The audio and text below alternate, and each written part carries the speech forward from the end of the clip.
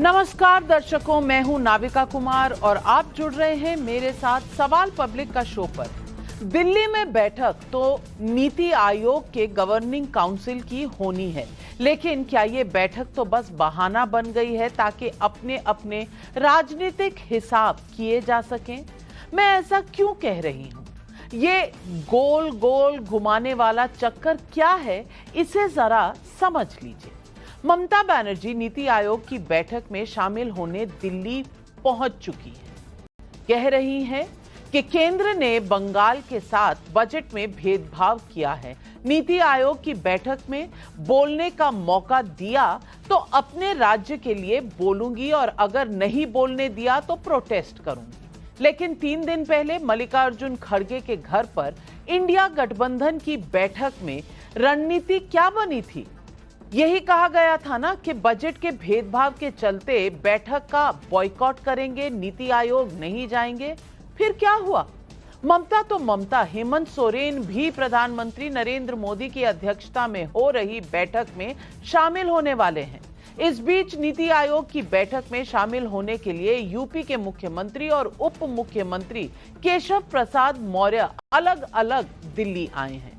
दोनों नेता दिल्ली पहुंचे भी नहीं थे कि उसके पहले से अखिलेश यादव एक्टिव हो गए। पहले कहा, सुनने में आया है कि मौर्य जी मोहरा हैं, दिल्ली के वाईफाई के पासवर्ड है। इसका जवाब केशव प्रसाद मौर्य ने यह कहकर दिया, कांग्रेस का मोहरा बन चुके सपा बहादुर अखिलेश यादव को बीजेपी को लेकर गलतफहमी पालने की जरूरत नहीं है। लेकिन अखिलेश के शाम होते होते एक और तीर छोड़ दिया। अखिलेश ने एक्स पर कहा, लगता है डबल इंजन वालों के बीच में एक और इंजन आ गया है जो दिल्ली लखनऊ के बीच शंटिंग करता है। ऐसा लग रहा है कि 2 राजधानियों के बीच कोई इंटरसिटी आवागमन सेवा चल रही है। अखिलेश को यह सब कहने का मौका पिछले हफ्ते केशव प्रसाद मौर्य के उस बयान से मिला जिसमें उन्होंने कहा था, संगठन सरकार से बड़ा होता है। सवाल पब्लिक का है कि विपक्ष या सत्ता पक्ष, आग किस खेमे में ज्यादा लगी है? क्या बीजेपी की लड़ाई में पासवर्ड है लेकिन इंडिया वालों की लड़ाई खुल्लम खुल्ला है? राहुल गांधी बन रहे हैं एलओपी, क्या ममता सोरेन की खिचड़ी अलग पकी? सवाल पब्लिक का आज यही है।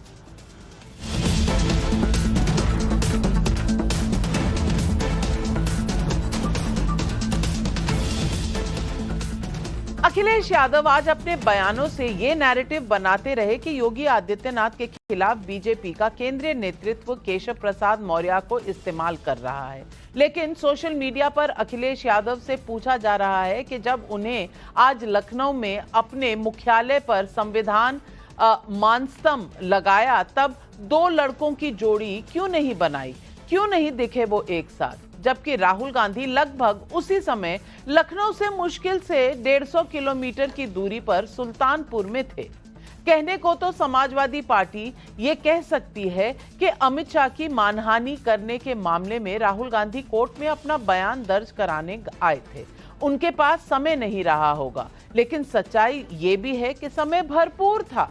कोर्ट से लौटते हुए राहुल गांधी पहले जूता बनाने वाले व्यक्ति के ठीहे पर रुके, जिसमें कोई दिक्कत नहीं, रुकना चाहिए, जनता से मिजाज जानना चाहिए, बातचीत करनी चाहिए। लेकिन मंच तो अखिलेश यादव जी ने बड़ा सजा रखा था, राहुल गांधी को नहीं बुलाया क्या?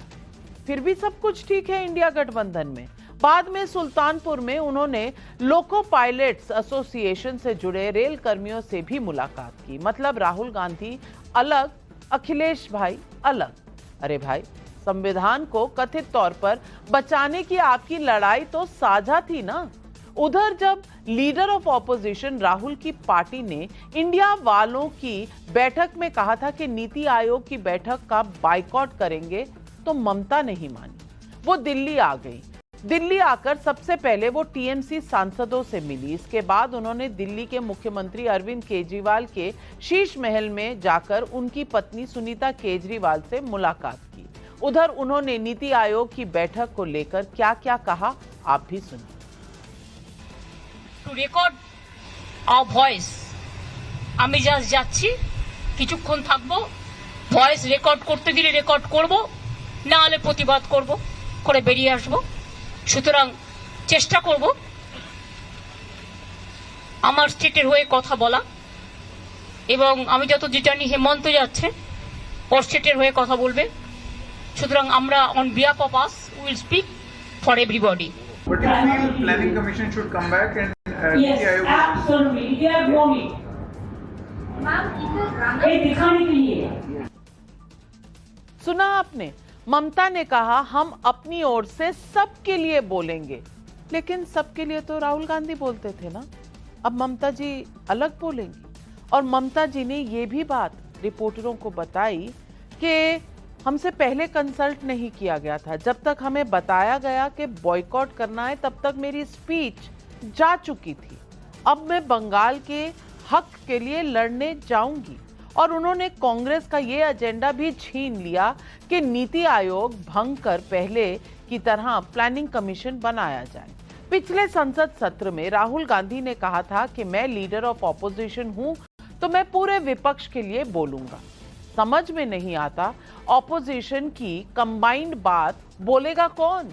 ममता बोलेंगी, राहुल बोलेंगे, अखिलेश बोलेंगे, सब मिलकर बोलेंगे, लेकिन तब सब सवाल है कि सुर ताल एक जो दिख नहीं रहा उसका क्या होगा। इस बीच जब नीति आयोग की बैठक में कांग्रेस शासित राज्यों के मुख्यमंत्रियों के अलावा केरल के सीएम पिनरी विजयन, तमिलनाडु के सीएम एमके स्टालिन, पंजाब के सीएम भगवंत मान और दिल्ली की ओर से कोई प्रतिनिधि नहीं होने का फैसला पहले ही घोषित हो चुका है, तब भी नीति आयोग की बैठक में बॉयकॉट को लेकर विपक्ष में कैसा कंफ्यूजन है, इसे आप हिमाचल प्रदेश के सीएम के इस बयान से समझने की कोशिश कीजिए, जो आज दिल्ली में ही मौजूद थे। सुनिए। सर, दिल्ली आना हुआ है, कल नीति आयोग की बैठक भी है सर। सभी बैठके हैं। आप जा रहे हैं क्या सर? आप जा रहे हैं क्या सर? ये तो शाम तक बताएंगे। शाम तक बताएंगे? अरे फैसला तो हो गया ना, तो फिर शाम को क्यों बताएंगे? तय है ना कि नहीं है? गजब हाल है। मुख्यमंत्री सुखविंदर सुक्खू हैं, लेकिन ये बताने की स्थिति में भी नहीं थे कि बैठक को लेकर करें क्या, करेंगे क्या। कांग्रेस में मुख्यमंत्री का सारा कंट्रोल हाईकमान के हाथ में होने का आरोप है, तो उधर यूपी को लेकर बीजेपी में घमासान होने की आशंका ने अखिलेश से लेकर रणदीप सुरजेवाला तक को कैसा उत्साह दिया है, सुनिए उनके बयान। कुछ लोग मोहरा बन गए हैं। वो मोहरा हैं, दिल्ली के वाईफाई के वो पासवर्ड हैं।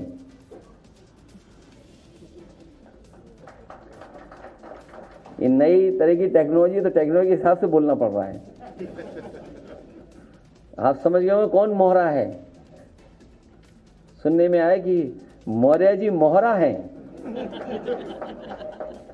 दिल्ली के वाईफाई के पासवर्ड हैं। अगर दिल्ली वाले किसी से मिलते हैं तो लखनऊ वाले भी मिल रहे हैं किसी से। तो बताओ सरकार चलेगी ऐसे? क्या सरकार चलेगी बताओ?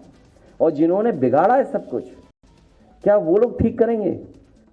देखिए, उत्तर प्रदेश भाजपा और उत्तर प्रदेश भाजपा की सरकार में जूतों में दाल बंट रही है। उप मुख्यमंत्री को दिल्ली बुलाकर ये बताया जा रहा है कि इशारा किया गया कि योगी जी को ठोक दो। अब मुझे नहीं पता ये दिल्ली में प्रधानमंत्री इशारा कर रहे हैं, उप के अमित शाह जी ये इशारा कर रहे हैं या नड्डा जी कर रहे हैं, तो वही जाने, उनका घर है। योगी जी अपने उप मुख्यमंत्री और पार्टी के प्रधान को ठोक रहे हैं। अब लगता है बीजेपी में आपसी बुलडोजर वार चल रही है। वो उस पर बुलडोजर चढ़ाता है, वो उस पर बुलडोजर चलाता है। सवाल पब्लिक का आज यही है, नीति आयोग पर ममता बनर्जी का दाव क्या leader of opposition Rahul Gandhi से दिल्ली का एजेंडा छीन रहा है? अखिलेश ने संविधान मानस्तंभ लगाया, जय संविधान वाले राहुल गांधी को क्यों नहीं बुलाया? योगी और केशव मौर्य दोनों दिल्ली पहुंचे, क्या मोदी से संगठन बढ़ा या सरकार पर कोई बातचीत होगी? अखिलेश मान रहे हैं कि बीजेपी की लड़ाई में पासवर्ड है, लेकिन क्या इंडिया गठबंधन में खुल्लम खुल्ला लड़ाई है? यही सवाल आज पब्लिक पूछ रही है। और इन सवालों के जवाब देने के लिए आज हमारे साथ जुड़ रहे हैं कमलाकर त्रिपाठी, कांग्रेस के नेता हैं, राजकुमार भाटी प्रवक्ता हैं समाजवादी पार्टी के, सबा नकवी वरिष्ठ पत्रकार हैं, हर्षवर्धन त्रिपाठी वरिष्ठ पत्रकार हैं। लेकिन मेरा पहला सवाल जाता है अजय आलोक जी को, जो बीजेपी के राष्ट्रीय प्रवक्ता हैं। और अजय आलोक जी, इंडिया गठबंधन में सुर है ना ताल है, कोई कहीं है कोई कहीं है। पहले राहुल गांधी कहते थे वो सबके बिहाफ पर बोलेंगे, आज ममता जी कह रही हैं वो सबके बिहाफ पर बोलेंगी। इंडी गठबंधन को आना नहीं था नीति आयोग के मीटिंग में, लेकिन ममता जी आ रही है, हेमंत सोरेन आ रहे हैं। चल क्या रहा है, आपको कुछ समझ आ रहा है? देखिए नविका जी, आपने कहा न सुर है न ताल है, उससे भी ज्यादा है कि दिल बड़ा बेचैन है। ये बेचैनी बढ़ती जाएगी, जैसे जैसे दिन बीतेंगे बेचैनी बढ़ती जाएगी। अभी दिल्ली का चुनाव आने दीजिए, झारखंड का चुनाव आने दीजिए, देखिए कितनी जोर जोर से बेचैनी बढ़ती है। ये तो बड़ा स्वाभाविक है ना कि कांग्रेस, देखिए चुनाव के पहले ये मिले थे क्योंकि इनको अस्तित्व की चिंता थी कि अस्तित्व बचेगा कि नहीं। अब तो चुनाव खत्म हो गया है, अस्तित्व अगले 5 साल के लिए बचा हुआ है। चलिए 99 का चक्कर लग गया है, एलओपी भी बन गए, दूसरे 5-5, 4-4 करके आज 37 जीत गए। भ्रम फैला के संविधान खतरे में है तो आरक्षण खत्म हो जाएगा।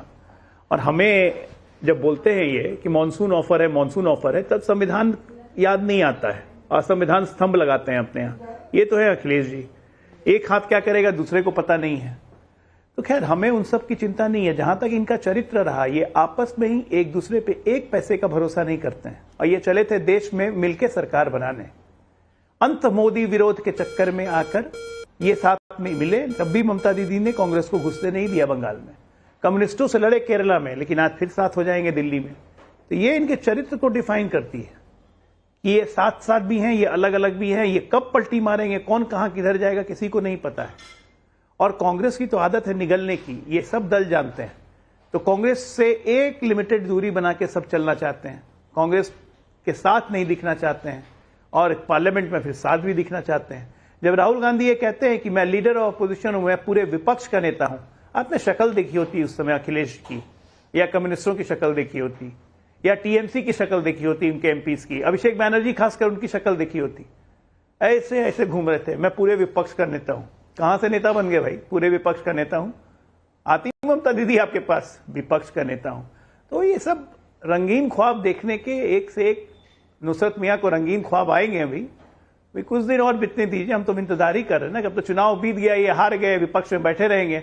मुझे देखना है कि केकड़ा वृद्धि कब आएगी, केकड़ा शक्ति कब आएगी लोगों में, एक दूसरे को केकड़े की तरह नोचना शुरू करेंगे। बहुत जल्दी देखेंगे हम, आप, हम सब लोग। राजकुमार भाटी जी, केकड़े शक्ति की इंतजार में अजय आलोक हैं, लेकिन मैं पूछना चाहती हूं, पासवर्ड की चिंता है अखिलेश जी को। चलिए अच्छा है, आपकी यहां लड़ाई बिना पासवर्ड के, लेकिन बीजेपी की लड़ाई में आप पासवर्ड ढूंढ रहे हैं। और दूसरी बात, अगर संविधान का इतना बड़ा सेलिब्रेशन था तो राहुल भैया क्यों नहीं बुलाए? दोनों लड़के साइकिल पर बैठकर नजर आते, क्योंकि संविधान बचाने का ही तो पूरा दारो मदार था इस चुनाव में, उसमें भी साथ नहीं आए। और नीति आयोग के मीटिंग में भी अलग अलग लोग, डिफरेंट सुर सब तरफ से आ रहे हैं। भाटी जी, चल क्या रहा है? भारतीय जनता पार्टी में उत्तर प्रदेश में बुरी तरह मारामारी छिड़ी हुई है। एक दूसरे की टांग खींचने में लोग लगे हुए हैं, एक दूसरे को आरोपित करने में लगे हुए हैं। और मुख्यमंत्री योगी आदित्यनाथ के खिलाफ भारतीय जनता पार्टी के अंदर से ही स्वर उठने शुरू हुए हैं और कई वरिष्ठ नेताओं ने उनके खिलाफ खुल के मोर्चा खोल दिया है, जिसमें 7 बार के विधायक जो फतेह बहादुर सिंह भी हैं, और जिसमें एक वो किन्नर आयोग की अध्यक्ष बनाई थी सोनम किन्नर, उन्हें मंत्री का दर्जा दिया गया था, वो खुल के उन्होंने मोर्चा खोल दिया है। योगी आदित्यनाथ की सरकार में भ्रष्टाचार है, सुनवाई हो नहीं रही है, मुख्यमंत्री खुद नहीं सुन रहे हैं, ऐसे में पद पर बने रहने का कोई मतलब नहीं है। इनके कई विधायक, वो एक मोती सिंह हैं, बहुत वरिष्ठ हैं, कैबिनेट मिनिस्टर रहे हैं, उन्होंने कह दिया कि मैंने 45 साल में इतना भ्रष्टाचार नहीं देखा जितना योगी जी के शासन में भ्रष्टाचार है। ये तमाम जो टांग खिंचाई हो रही है, सहयोगियों ने भी विरोधी स्वर बोलने शुरू कर दिए हैं। संजय निषाद ने खुल के बोला कि योगी जी जब बुलडोजर चलाओगे तो वोट कहाँ से मिलेंगे। अनुप्रिया पटेल ने प्रधानमंत्री को पत्र लिखा कि उत्तर प्रदेश में एनएफएस का बहाना लेकर पिछड़े वर्गों को और दलितों को सरकारी नौकरियों में आने से रोका जा रहा है, उनके साथ अन्याय हो रहा है। तो ये जो सारे स्वर अचानक उठने शुरू हुए हैं, क्या ये किसी भी जो भी थोड़ी सी समझ राजनीति की रखता होगा और जो थोड़ी सी भी पत्रकारिता करता होगा, वो सब समझ रहे हैं कि ये किसके इशारे पे हैं? ये लोग अचानक बोलने शुरू नहीं हुए हैं। चुनाव के बाद मुख्यमंत्री मीटिंग बुलाते हैं, दोनों उप मुख्यमंत्री उससे गायब हो जाते हैं, वो दिल्ली चले जाते हैं। उप मुख्यमंत्री बीजेपी के ऑफिस में मीटिंग बुलाते हैं कोर कमेटी की, उसमें मुख्यमंत्री नहीं आते। क्या इन चीजों को लोग समझ नहीं रहे हैं? क्या ये जो मारामारी बीजेपी में चली हुई है इसे लोग समझ नहीं रहे हैं? अब इसकी लीपा पोती के लिए, इसे बैलेंस करने के लिए एक बहुत दूर की कौड़ी नाविका जी लेके आई हैं कि आज जब लखनऊ पार्टी समाजवादी पार्टी के ऑफिस में कार्यक्रम था, उसमें राहुल गांधी शामिल क्यों नहीं थे? ये केवल बैलेंस करने का प्रयास है नाविका जी, और ये किसी के गले नहीं उतरेगी बात कि बीजेपी के अंदरूनी झगड़े से इस बात की कोई तुलना की जा सकती है। वो समाजवादी पार्टी का अपना कार्यक्रम था, वो इंडिया गठबंधन का कार्यक्रम नहीं था। चाहे राहुल गांधी जी रायबरेली में थे, चाहे वो लखनऊ में भी होते, वो समाजवादी पार्टी के मुख्यालय में समाजवादी पार्टी का कार्यक्रम था, पार्टी के, और कोई बहुत बड़ा कार्यक्रम नहीं था। जैसे आपने कहा कि बड़ा मंच सजाया, वो पार्टी के ही लोहिया सभागार में छोटा सा कार्यक्रम था, पार्टी के कुछ नेता उसमें उपस्थित थे। उसमें हमने आरक्षण दिवस, क्योंकि आज के दिन 1902 में छत्रपति साहू जी महाराज ने आज के दिन पहली बार इस भारत में आरक्षण की व्यवस्था की थी, दबे कुचले कमजोर पिछड़े वर्गों के लिए। भाटी जी, मुझे क्यों हर बार ऐसा लगता है, कि मुझे ऐसा लगता है कि आप हर बार मेरे लिए जो पत्रकारिता की क्लास लगाते हैं ना, मुझे लगता है या तो आप क्लोजेट पत्रकार बनना चाहते हैं, तो मैं आमंत्रित करूंगी, मेरी जगह आप एंकर कर लीजिए। लेकिन सोशल मीडिया पर ये सवाल उठ रहे थे, मैंने उठा लिया, और मैं दोनों तरफ से सवाल पूछूं तो आपको दिक्कत क्या है? आप मेरी इमेजिनेशन को कंट्रोल करना चाहते हैं, वैसे संविधान में फ्रीडम ऑफ स्पीच की बात करते हैं। गलत बात है भाटी जी, या तो आप पत्रकार बन जाइए और डिसाइड कर लीजिए। मेरी स्क्रिप्ट आप ही लिख दिया करिए, तब मैं आपके हिसाब से चलूंगी, तब मुझे कम से कम गोदी मीडिया नहीं कहेगा कोई। लेकिन सोशल मीडिया पर या बाहर चर्चा चले और मैं कोई सवाल पूछ लूं तो आप बड़े चिंतित हो जाते हैं और यूं कटाक्ष करते हैं मुझ पर। हर्षवर्धन त्रिपाठी जी, ये भाटी साहब मेरी पत्रकारिता पर हर डिबेट। अच्छा भाटी जी, अच्छा कहिए। देखिए, मैं बहुत ईमानदारी से, बहुत साफ गोई के साथ, आप बहुत सीनियर जर्नलिस्ट हैं और आप बहुत विद्वान पत्रकार हैं, आपको कंट्रोल करने का या आपको दिशा निर्देश देने का, डिक्टेट करने का मुझे कोई अधिकार नहीं है। लेकिन इतना भी अछूत नहीं बना के रखना चाहिए। पत्रकारिता कोई आसमान से उतरी हुई, स्वर्ग से उतरी हुई चीज नहीं है जिसकी आलोचना नहीं की जा सकती। ये मैं देखता हूं कि अक्सर थोड़ी सी, हम तो आपके कटाक्ष सुनते हैं, हम तो आपकी आलोचना सुनते हैं, आपके खूब ताने सुनते हैं, हम तो मुस्कुरा के जवाब देते हैं। पत्रकारों को भी अपने आप को इतना महान नहीं मानना चाहिए कि आप आलोचना से बाहर हैं। थोड़ी बहुत कटाक्ष करने का अधिकार हमें भी। मैं तो कह रही हूँ कि आप मुझे सिखाना शुरू कर दीजिए। आप बहुत सीनियर शायद मैं 33 साल में इतना नहीं सीखी जितना मैं आपसे सीख जाऊंगी। लेकिन सवाल ये भी है राजकुमार भाटी जी, जब खड़गे जी मीटिंग बुलाते हैं तो आपकी पार्टी वहां शामिल नहीं हुई, आपकी पार्टी वहां गई नहीं, और मैं सवाल भी ना पूछूं। कमाल है भाई, सब कुछ आप ही के हिसाब से चलेगा। आप बोलेंगे दिन को रात, तो मैं कहूंगी हाँ जी रात। हर्षवर्धन त्रिपाठी जी, ऐसे कैसे चलेगा देश? नविका जी, एक तो ये कि देखिए, भाटी जी पुराने पत्रकार रहे हैं तो थोड़ा थोड़ा जागता है, ये अच्छा है। नेता के तौर पर भी अगर ये जागता रहे तो अच्छा है। और भाटी जी तो भले व्यक्ति हैं, और वरना इनकी पार्टी तो हल्ला बोल वाली है, वो तो पिटवा भी देती है। हम तो इलाहाबाद में ही थे उस वक्त जब हाईकोर्ट तक में इनके लोग घुस गए थे, तब तो मैं विश्वविद्यालय में ही था, तो इसलिए सब मुझे ध्यान में है। जब चौराहे पर हाकुरों को पीटा गया था, पत्रकारों को पीटा गया था, तो ये सब काम और कोई पार्टी कर नहीं पाई है, करती भी नहीं। अब मूल बात विषय पर ही रहेंगे, हम भी मुस्कुराते हुए ही जवाब देंगे, उम्मीद करेंगे कि निजी टिप्पणी से बचेंगे। फतेह बहादुर सिंह की एक चिट्ठी आ गई, उसको अपडेट नहीं हुए भाटी जी। फतेह बहादुर कह रहे हैं कि माननीय मुख्यमंत्री योगी आदित्यनाथ जी महाराज के प्रति पूरी निष्ठा। अब लीजिए, अब अभी भाटी जी को खुश होने का अवसर भी नहीं दिया फतेह बहादुर जी ने दूसरी चिट्ठी लिख दी। मोती सिंह जिनको लेकर रोज रोज कह रहे हैं, मोती सिंह कह रहे हैं कि हमने अपनी पार्टी कार्यकर्ता थे, उनके बीच में सब कुछ कहा, अपनी कमियां देखेंगे। योगी आदित्यनाथ फुल फॉर्म में है, रोज ही एक दो जगह छापा पड़ रहा है, सबको राइट टाइम किए दे रहे हैं। इनके अब कहिए कि इनकी खुशी नहीं भाजपा से देखी गई कि जो झगड़ा चल रहा था, भूपेंद्र चौधरी अध्यक्ष हैं, भूपेंद्र चौधरी ने कह दिया कि ना कोई मुख्यमंत्री हटाने की कोई बात ही नहीं। और सबसे जो बड़ी बात है कि भारतीय जनता पार्टी अगर एकजुट रही होती तो ये परिणाम तो नहीं होते। निश्चित तौर पर उनके बीच में बहुत मुश्किलें थी, अभी भी दिख रही है, और जिस तरह से दोनों मुख्यमंत्री नहीं जा रहे हैं, वो अपना अपमान मानते हैं, वो अनुशासनहीनता कर रहे हैं। अब अगले 2-4-6 दिनों में सब ठीक होगा, लेकिन इतना तो तय हुआ ना कि बीजेपी कोर्स करेक्शन कर रही, सुधार करना चाह रही, और इस सुधार की प्रक्रिया में पार्टियों में अपना वर्चस्व बढ़ाने का प्रयास होता है, वो प्रयास हो रहा है।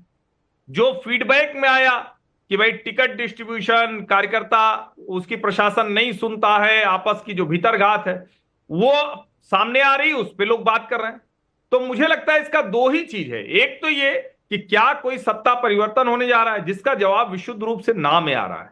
दूसरा, क्या भारतीय जनता पार्टी इस कोर्स करेक्शन को कर पाएगी, उसका एक छोटा उदाहरण देखने को मिलेगा अभी जो विधानसभा चुनाव। जैसे विधानसभा चुनाव में वैसे तो कहने को 5-5 हैं, लेकिन सच ये है कि 7 सीटें समाजवादी पार्टी के प्रभाव वाली हैं। राष्ट्रीय लोकदल भी उस वक्त समाजवादी पार्टी के साथ थी, कोई भाजपा के साथ नहीं थी जब वो जीती। तो 7 और 3 है।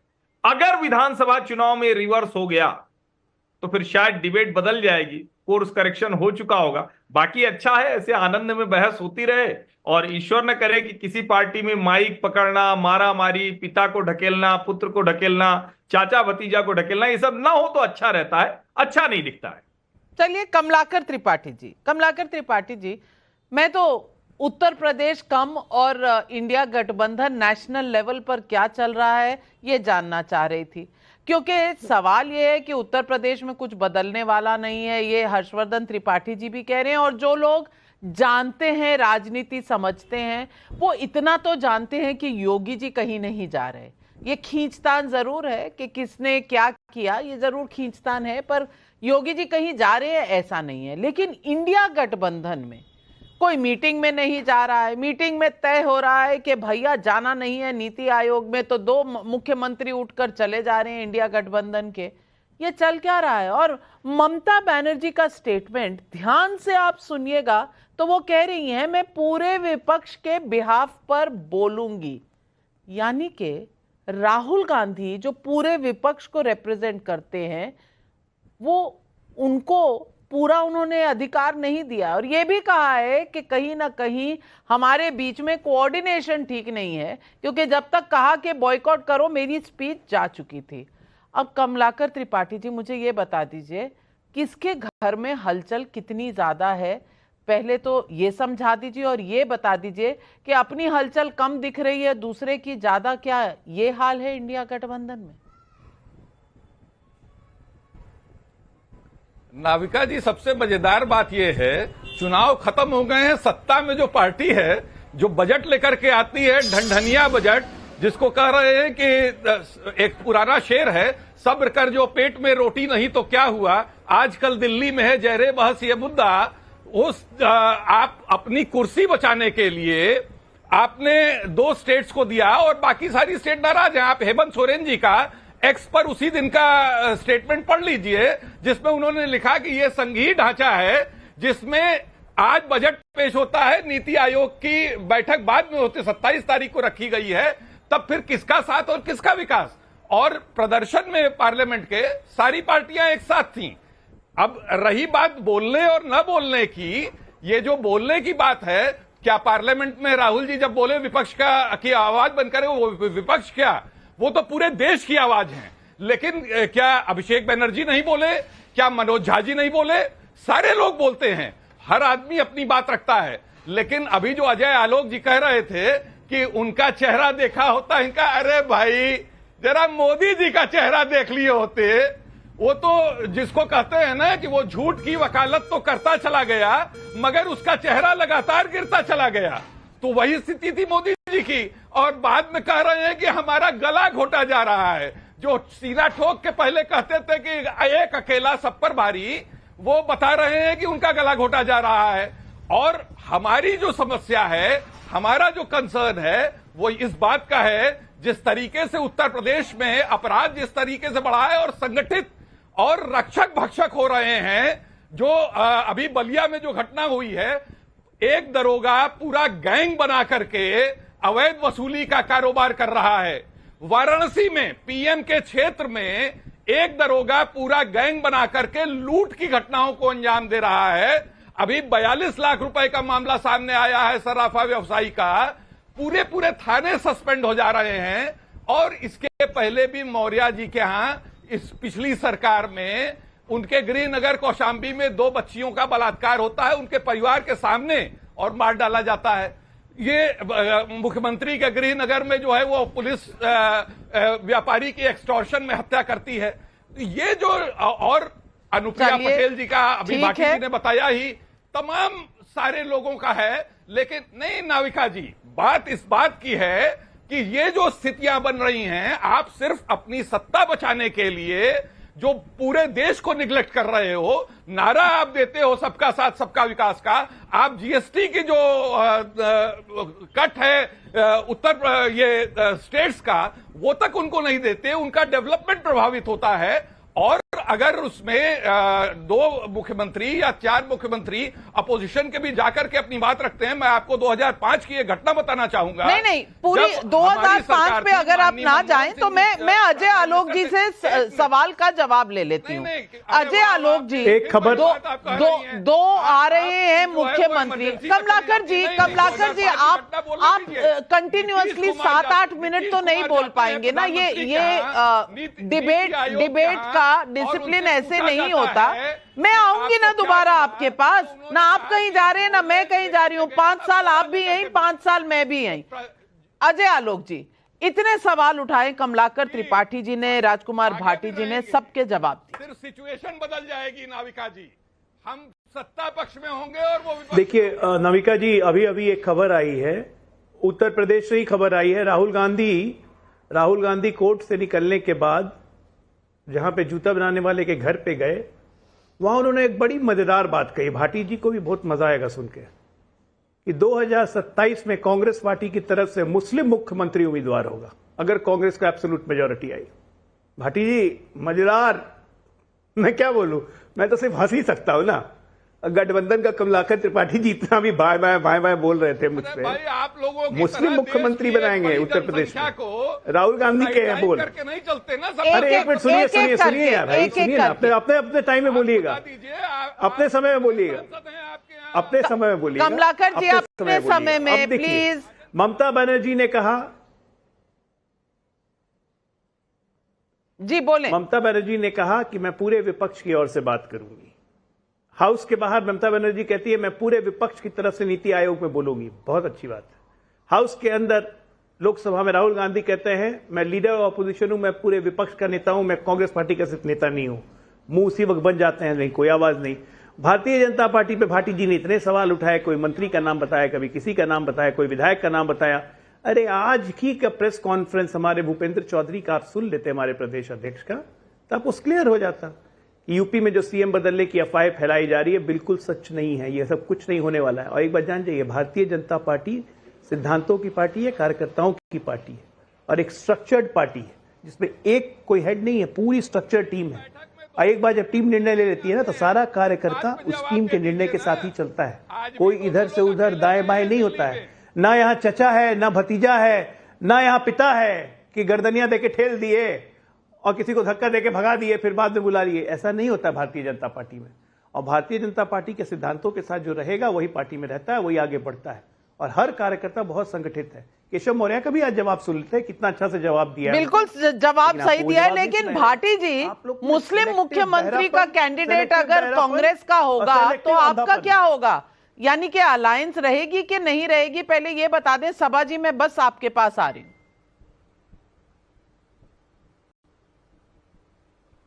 नहीं, कांग्रेस राहुल गांधी जी ने क्या बयान दिया, मैंने पहली बात तो बयान सुना नहीं है। किन परिस्थितियों में या किस सवाल के जवाब में या किस संदर्भ में दिया है उसे समझने के बाद ही कुछ कहा जा सकता है।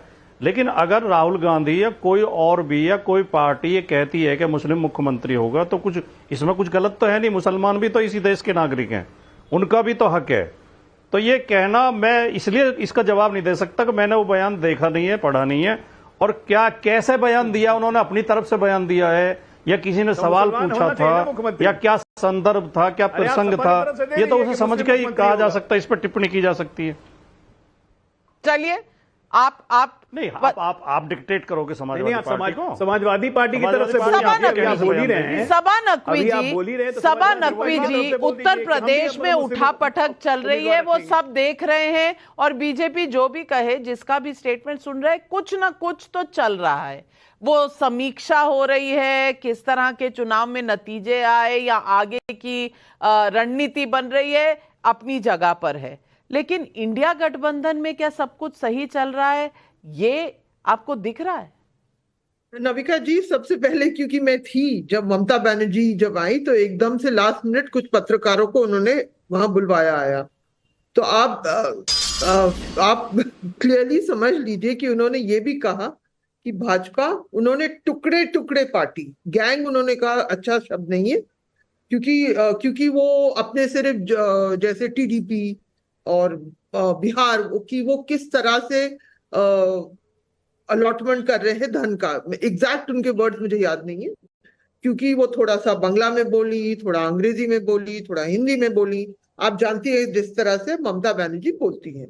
उन्होंने बहुत क्लियरली टारगेटेड अटैक किया है भाजपा पे और नीति आयोग पे भी, और वो अपनी आवाज सुनाने आई है दिल्ली, और इसमें कोई शक नहीं है, आप बिल्कुल सही मानती है कि वो अपने आप को एक आजाद पार्टी मानती है।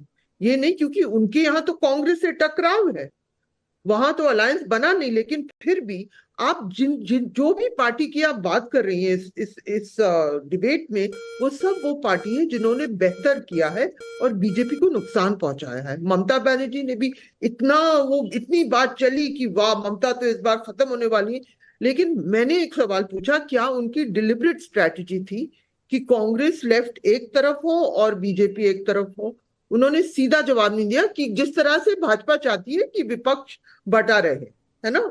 ये मैंने लिखा भी था इसके बारे में, दूसरे सवाल भी उठे उनके सामने, लेकिन हाँ वो अकेली आई हैं, वो जा रही हैं मीटिंग में। उन्होंने कहा है कि अगर बंगाल की बात, क्योंकि वो कहती है बंगाल के ऊपर बहुत जुल्म हुआ है, उनको अपना हिस्सा नहीं मिला है, तो वो प्रोटेस्ट भी करेंगी, ये सब उन्होंने कह दिया। इसमें भी कोई दो राय नहीं है कि जब उपचुनाव होंगे जो 10 सीटें हैं, तब सपा और कांग्रेस साथ साथ लड़ेंगे, इसमें कोई शक नहीं है। तो मुझे इसमें प्रॉब्लम नहीं दिख रहा। भाजपा का भी देखिए, भाजपा के लिए मैं एक चीज कहूंगी कि हम मुल्क में देख चुके हैं कि लोकसभा चुनाव अलग होते हैं और असेंबली चुनाव अलग होते हैं। लोकसभा की जिम्मेदारी हालांकि पार्टी ज्यादातर आदित्यनाथ योगी पे डाल रही है, मेरे हिसाब से सेंट्रल लीडरशिप ने कैंडिडेट चुने, मोदी जी का चुनाव था, वो फेल हो गए। अगर आप देखें बनारस के आसपास ज्यादा सीटें भी बीजेपी हारी है, गोरखपुर में शायद बेहतर है, हालांकि मार्जिन कम हुए, केशव प्रसाद मौर्य के यहाँ भी कुछ नहीं है। अब बारी है वो मुख्यमंत्री जिनको लोग मानते थे कि वो पॉपुलर हैं, अब उनको दिखाना पड़ेगा कि वो उपचुनाव जीत सकते हैं। उनके समाज के लोग, ठाकुर समाज के लोग भी बिखर गए थे, मैंने खुद जमीन पे देखा था बहुत सीटों पे, मुजफ्फरनगर में खासतौर तो मैंने बहुत डिटेल गांव में देखा। लेकिन क्या अब वो बिखराव खत्म होगा?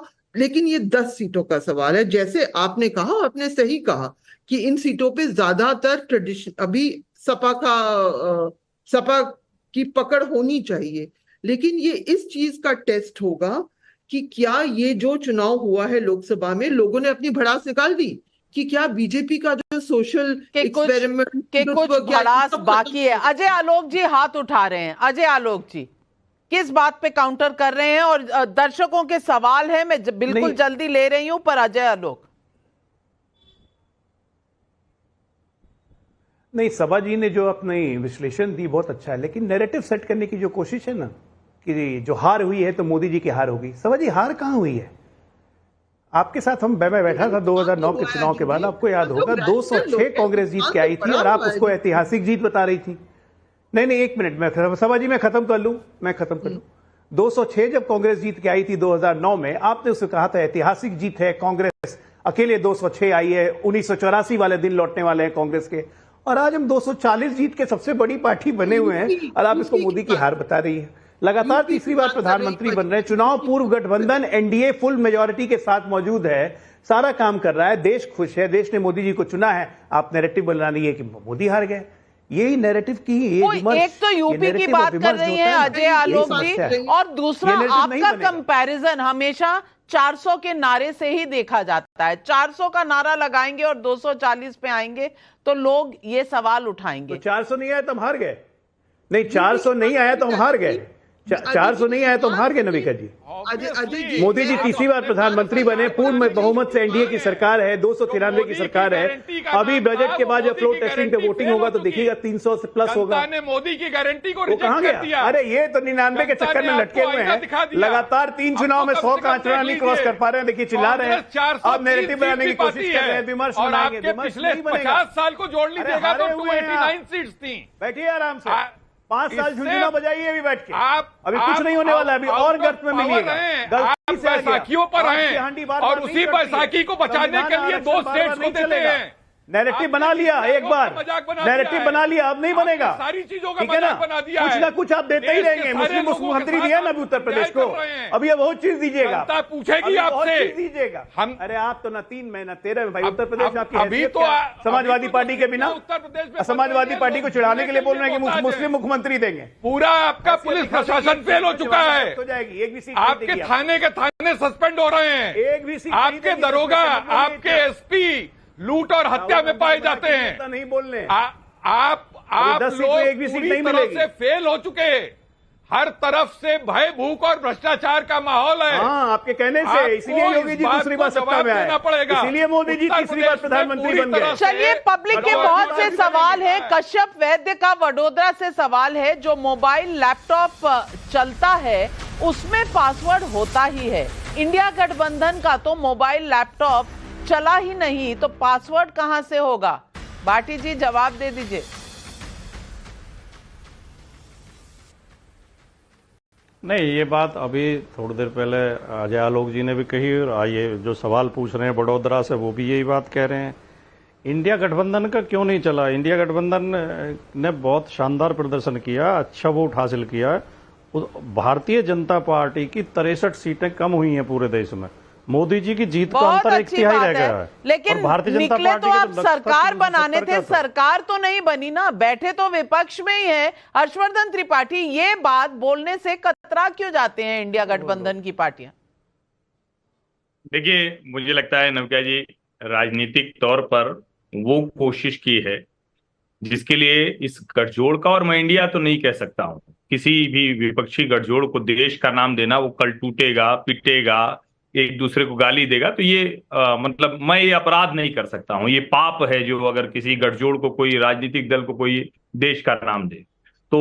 लेकिन मूल बात समझिए, बड़ी ताकत लगाई आप जिस तरीके भारतीय राजनीति में इस तरह का प्रयास करके, जो पूरे इस तरह का प्रयास करके, जो हर तरह के नीति का भी एक एक्रोनिम है, और नीति आयोग को आपने मजाक बना करके रख दिया है। तो अगर आप कमलाकर जी, हर्षवर्धन त्रिपाठी जी बोल रहे हैं ना, वो बोल लें, फिर मैं आपको समय देती हूँ। त्रिपाठी जी बोल रहे हैं तो जो बोल रहे हैं उसी पे बोल रहा हूँ। जो बहुत मेहनत करके, और कई बार होता है कि आप लगातार बहुत कुछ करते जाएं, बहुत मेहनत करके, सारी कोशिशें करके भी आप सफल न हो पाए, तो फिर मुश्किल होती है। तो आपको लगता है कि नहीं, जिसको सफलता मिली वो तो हम स्वीकार नहीं करेंगे।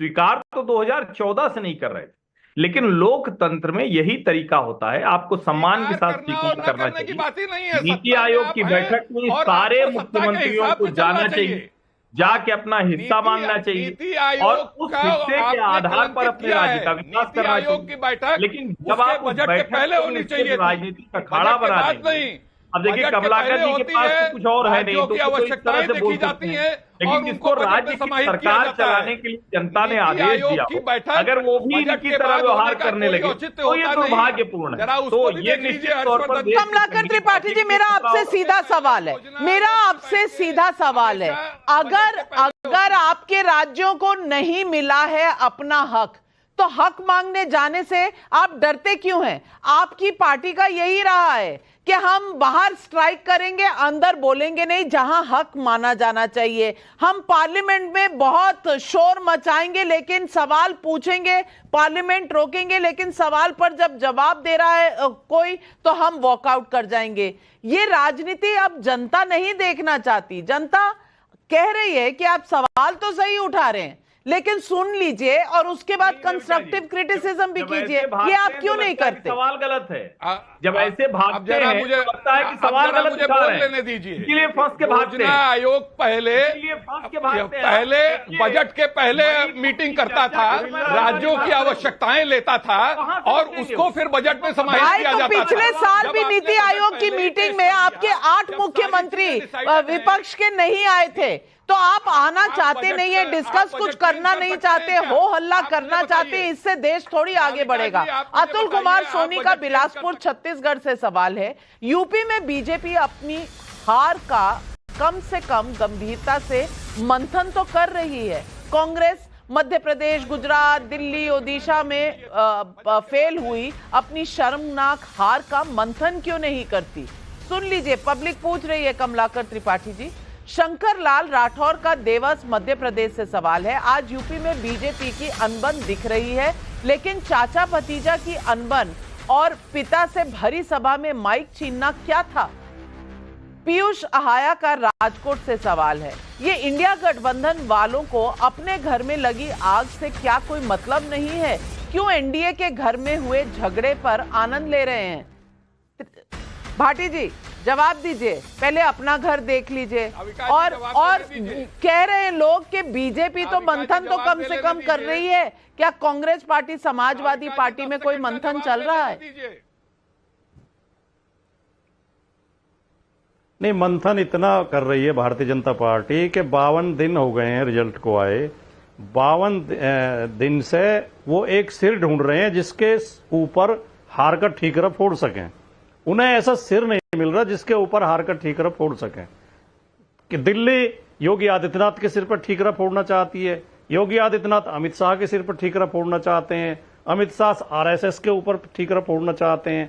भारतीय जनता पार्टी के अंदर से, जैसे शुरू में मैंने कहा था, अलग अलग स्वर आ रहे हैं। कोई कह रहा है कि आरएसएस के लोगों ने टिकट बेच दिए, कोई कह रहा है कि दूसरी पार्टियों से आए हुए लोगों को टिकट दिए गए, बीजेपी के समर्पित कार्यकर्ताओं को कोई पूछ नहीं हुई, कोई कह रहा मुख्यमंत्री की सलाह नहीं ली गई। तो ये मंथन भारतीय जनता पार्टी में चल रहा है। आलोक जवाब दे। राजनीति के लिए आप उचित समझती हैं तो ठीक है। बड़ी भारतीय जनता पार्टी की चिंता है भाटी जी। अरे क्यों दुबले हो रहे हैं भारतीय जनता पार्टी की चिंता करने में? एक बार तो 10 साल के बाद आपका फांका टूटा है, 37 सीटें मिल गई, तब भी अपने बेस्ट परफॉर्मेंस को छू नहीं पाए। क्यों मिली है ये आप भी जानते हैं बहुत अच्छी तरह से। आप खुद ही बताइए, नकाट की हंडी अब दोबारा नींद आ जाती है रात को, आरक्षण के लिए दोबारा जाएंगे? आरक्षण नहीं, आरक्षण खत्म हो जाएगा। हाँ, संविधान फिर बचाने जाएंगे, संविधान बचाने जाएंगे और मानसून की सरकार बनवाएंगे, तो आपका तो चेहरा और चरित्र धीरे धीरे सब सामने आ जाएगा। देखिए, लोग पछता रहे हैं, ठीक है ना, जो आपको इतनी सीटें दे दी, लोग पछता रहे हैं उत्तर प्रदेश में भी कि क्यों इतनी सीटें दे दी। लोगों को पता चल रहा है, हम बताएंगे ना। मैंने कहा ना, विमर्श कर रहे हैं, जो पछता रहे हैं। एक बार आपका विमर्श चल गया, नैरेटिव का खेल है, अब ना चलेगा, अब ना चलेगा, अब ना चलेगा। आप कितना भी बनाते रहिए, हमने बहुत शानदार प्रदर्शन किया। अरे क्या शानदार प्रदर्शन किया! 99 पे कांग्रेस रुक गई, 37 पे आप रुक गए। आपको स्ट्रैटेजी समझ ही में नहीं आ रही है। ममता बनर्जी बोलती है इंडिया मैं हूं, जाके अरविंद केजरीवाल के यहां स्ट्रैटेजी बनाती हैं, अखिलेश को पहले बुला लेती हैं। कितने नंबर हो गए? 37, 29, 3 हेमंत सोरेन, 3, 6, 72 तो वो भी निकल जा रहे हैं। और कौन कहां जाएगा, कहां नहीं जाएगा, या आप मुझसे बेहतर जानते हो इन दलों को। मुझे क्या बोलने की जरूरत है? हमें जो एडवाइस कर रहे हैं तो आप तो हमारे यहां देख चुके हैं। दल से ऊपर देश होता है, देश के बाद हम दल को मानते हैं। जो दल से बाहर जाता है, दल की लाइन से जाता है बाहर, वो भारतीय जनता पार्टी का नहीं हो सकता है। तो कोई ना दल से बाहर जा रहा है, ना देश के ऊपर मान रहा है। बीजेपी यही है, और सब कोई संगठन के हिसाब से लेकिन सुरताल की तो चिंता है ना सबको। राग अगर बनना है तो सुर और ताल दोनों की चिंता करनी पड़ेगी ना अजय आलोक जी। इस सवाल से तो आप भी भाग नहीं सकते, छुप नहीं सकते। जेटीआर नायर का कोच्चि से सवाल है और कोच्चि में भी नव भारत को देखा जा रहा है। आज अखिलेश यूपी में भ्रष्टाचार का आरोप लगा रहे हैं, लेकिन अखिलेश के समय यूपी के अंदर साइकिल ट्रैक बनाने में कितना खर्च हुआ था, आज उस ट्रैक की क्या स्थिति है, ये पूछ रहे हैं। पीयूष करम्बलेकर का बिलासपुर से सवाल है, चुनाव हो गए पर इंडिया अलायंस का कोई संयोजक नहीं बन पाया, क्या यही वजह है कि हर बार जब इस अलायंस की नंबर की स्ट्रेंथ दिखाने की बारी आती है तो एक दो दल खुद को अलग या किनारे कर लेते हैं?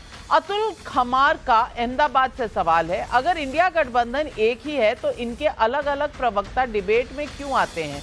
समाजवादी पार्टी का अलग, कांग्रेस का अलग, तृणमूल का अलग। अरे भाई साहब, इसका जवाब तो मैं दे देती हूँ क्योंकि मैं आमंत्रित करती हूँ और वो अपना आशीर्वाद और अपने व्यूज शेयर करने आपके साथ आते हैं, तो कम से कम ये सवाल तो आप उनसे मत पूछिए, मुझसे पूछिए, क्योंकि आमंत्रित मैं करती हूँ। लेकिन सबा नकवी जी, यूपी में चल रहा है मंथन, आपको भी पता है बीजेपी आसानी से हार स्वीकार करती नहीं, हारना चाहती नहीं, जद्दोजहद पूरी करती है। और अगर इस तरह का जैसे इस बार नतीजा आया है तो वो रूट ऑफ द प्रॉब्लम तक जाने वाली पार्टी है। अब वो तो ये कर रही है। इंडिया अलायंस में क्या सब कुछ सही चल रहा है? क्योंकि संयोजक भी, कन्वीनर भी आज तक डिक्लेयर नहीं हुआ। क्या विपक्ष को ये नहीं सोचना चाहिए? नविका जी, मैं एक बात कह दूं कि बीजेपी के लिए जो गंभीर समस्या यूपी को लेकर, अजय जी मैं सिर्फ यूपी की बात कर रही हूँ, मैं इंडिया की बात, अलायंस नहीं, मैं हिंदुस्तान, भारत, आप जो भी शब्द आप उसकी बात नहीं, मैं उत्तर प्रदेश की बात कर रही हूँ। जो गंभीर समस्या है, हमने जिक्र नहीं किया, वो है अनुप्रिया पटेल का खत, वो है निषाद जी का रिमार्क।